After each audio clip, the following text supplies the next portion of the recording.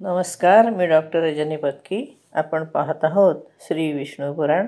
आपण पाहिलं की सत्राजिताने जो स्यमंतक मणी त्याच्याजवळ ठेवला होता, तर त्या सत्राजिताला शतधन्वाने मारलं आणि तो मणी अक्रूराजवळ दिला. आता स्यमंतक मणी अक्रूराजवळ आहे. त्यानंतर शतधन्वा 100 योजना जाणारी अत्यंत वेगवान अशी घोडी घेतली. त्याच्यावर चढून तो तिथून द्वारकेतून पळून गेला आणि शैव्य, सुग्रीव, मेघपुष्प आणि बलाहक नावाचे 4 घोडे जे होते, ते घोडे ज्या रथाला लावलेले होते त्या रथावर बलदेव आणि वासुदेव बसले आणि त्याने त्याचा पाठलाग केला. शतधन्वा ज्या घोडीवर गेला होता ती 100 योजनं गेली, पण तिथे गेल्यावर त्या घोडीने मिथिला देशाच्या जवळच्या वनामध्ये प्राण सोडला. तेव्हा शतधन्वा त्याला ती सोडावी लागली आणि तो पळून गेला नुसताच आपल्या पायाने. तर त्यावेळेला कृष्ण बलरामाला म्हणाले की तुम्ही सगळे रथामध्येच राहा, मी त्याच्या पाठीमागे पळत जातो आणि त्याला पकडून मारतो. मग आधीच जे रथाचे घोडे होते ते थोडे भयभीत झाले होते, कारण ते घोडीला मेलेले त्यांनी पाहिलं. तर तुम्ही आपले घोडे घाबरले आहेत म्हणून तुम्ही रथ काही पुढे नेऊ नका, इथेच थांबा असं म्हणून तर बलदेवाला त्यांनी सांगितलं बलरामाला की तुम्ही थांबा म्हणून, आणि तो गेला. श्रीकृष्णाने पळत जाऊन केवळ 2 कोसापर्यंतच जावं लागलं त्याला मागे. त्याने आपलं चक्र त्याच्याकडे फेकलं आणि शतधन्वाचं डोकं धडापासून वेगळं केलं. पण त्याचं शरीर त्यांनी शोधलं, वस्त्र पण शोधले, पण त्याला स्यमंतक मणी मिळाला नाही. म्हणून तो बलरामाच्या जवळ आला आणि तो म्हणाला, श्रीकृष्ण म्हणाला की आपण शतधन्वाला उगीचच मारलं, कारण त्याच्याजवळ संपूर्ण संसाराचा सारभूत असा स्यमंतक मणी तो मिळाला नाही. मग ते ऐकल्यानंतर बलराम त्याला म्हणाले की म्हणजे त्याच्या लक्षात आलं की कदाचित श्रीकृष्णच तो मणी लपवून ठेवत असेल असं बलरामाच्या सुद्धा मनामध्ये आलं. पण म्हणून मग तो रागावला आणि म्हणाला की तुझा धिक्कार आहे, तू खूपच अर्थलोलूप झाला आहेस. भाऊ आहेस म्हणून मी तुला क्षमा करतो, पण आता मी तुझ्याबरोबर येणार नाही, तुझा मार्ग तुला मोकळा आहे, तू जा तुझ्या मार्गाने. म्हणजे त्याला असं वाटत होतं की स्यमंतक मणी मिळाला आहे पण तो सांगत नाही आपल्याला. म्हणून तो बलराम पुढे म्हणतो की आता मला द्वारका किंवा तुझ्याशी किंवा माझ्या सगळ्या नातेवाईकांशी काही माझं काम नाही. मी इथून पुढे खोट्या शब्दाबिब्दा काही घेऊ नकोस असं म्हणून त्यांनी तो त्याच्यावर रागवला आणि तो तिथे थांबला नाही आणि तो विदेह नगराला गेला, म्हणजे द्वारकेला आलाच नाही. तो विदेह नगरामध्ये पोचल्यानंतर राजा जनकाने अर्घ्य वगैरे देऊन तो त्याला आपल्या घरी घेऊन आला आणि तो तिथेच राहिला. इकडे भगवान वासुदेव द्वारकेमध्ये परत आले आणि जेवढे दिवस बलदेवाला राजा जनकाने ठेवून घेतलं होतं तेवढे दिवस धृतराष्ट्रपुत्र दुर्योधन त्याच्याकडे गदायुद्ध शिकायला राहिला.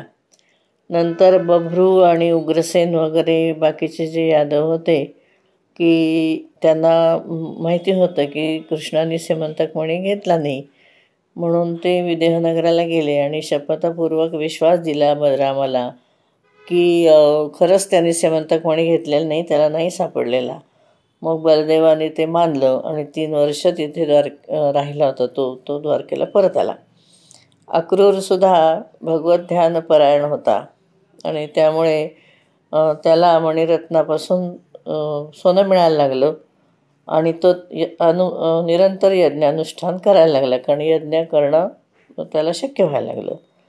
यज्ञदीक्षित क्षत्रिय आणि वैश्य यांना जर मारलं तर ब्रह्महत्या होते, म्हणून अक्रूराने नेहमी यज्ञदीक्षारूप कवच धारण केलं होतं, कारण त्याला माहीत होतं की एखाद्या स्यमंतक मणीच आपल्यापाशी आहे हे कळलं तर आपल्याला सगळेजण त्रास देतील, म्हणून तो सारखा यज्ञाची दीक्षा घेऊन राहिला होता, कारण तसं त्यांना मारता येत नाही, ती ब्रह्महत्या होते. त्या मणीच्या प्रभावामुळे 62 वर्षापर्यंत द्वारकेमध्ये रोग, दुर्भिक्ष, महामारी, अकाल मृत्यू वगैरे काही झालं नाही. पुन्हा अक्रूराच्या बाजूचे जे भोजवंशीय लोक होते, त्यांच्या हातून सात्वताचा नातू शत्रुघ्न मारला गेला. त्यामुळे मग त्यांना द्वारका सोडावी लागली आणि जे त्याचे भोजवंशीय सगळे नातेवाईक होते ते सगळे मिळून अक्रूरसुद्धा द्वारकेला सोडून गेला. तो गेल्यानंतर त्या दिवसापासून द्वारकेमध्ये रोग, दुर्भिक्ष सुरू झालं, सर्प निघायला लागले, अनावृष्टी झाली आणि साथीचे रोग वगैरे याचा उपद्रव व्हायला लागला.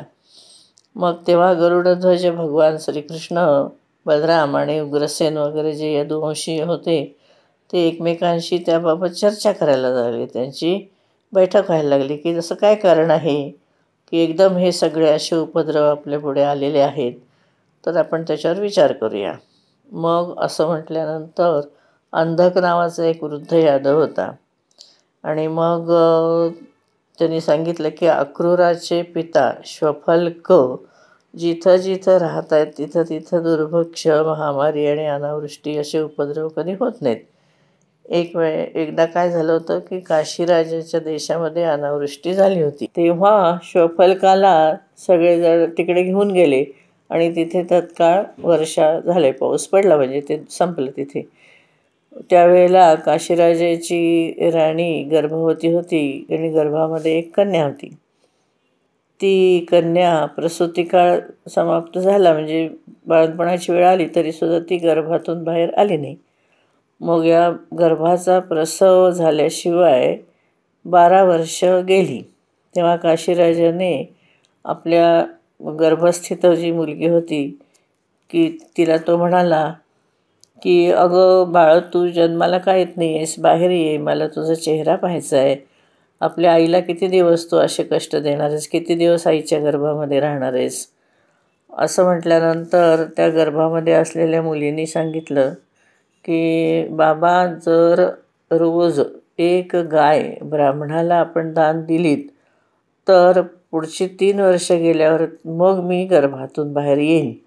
असं म्हटल्यानंतर राजा रोज एक गाय ब्राह्मणाला दान द्यायला लागला आणि असं त्यांनी 3 वर्ष केल्यानंतर कन्येचा जन्म झाला.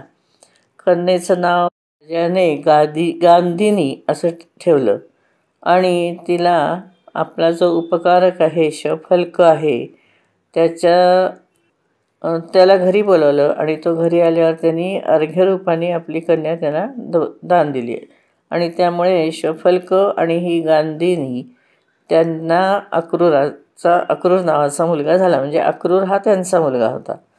त्यामुळे गुणवान मातापित्यांपासून त्याची उत्पत्ती झाली. त्यामुळे तो सुद्धा जिथे असेल तिथे दुर्भिक्ष, महामारी काही होत नव्हती, पण तो निघून गेला की त्या ठिकाणी दुर्भिक्ष, महामारी असे उपद्रव होत होते. म्हणून त्याला इथे आणलं पाहिजे. तो गुणवान आहे आणि त्याचा अपराध वगैरे आपण आता काही पाहायला नको, कारण आपल्याला त्याची गरज आहे. यादववृद्ध अंधकाने असं सगळं सांगितल्यानंतर कृष्ण, उग्रसेन, बलराम सगळे यादव श्वफल्कपुत्र अक्रूराचे अपराध त्यांनी बाजूला सारले आणि त्याला अभयदान दिलं आणि आपल्या नगरामध्ये ते घेऊन आलं. पुन्हा तो आल्यानंतर स्यमंतकमणी होताच त्याच्याजवळ. त्यामुळे अनावृष्टी, महामारी, दुर्भिक्ष, सर्पभय वगैरे सगळे उपद्रव शांत झाले. आपण इथे थांबू. आपण 130 श्लोकापर्यंत आलो आहोत. धन्यवाद.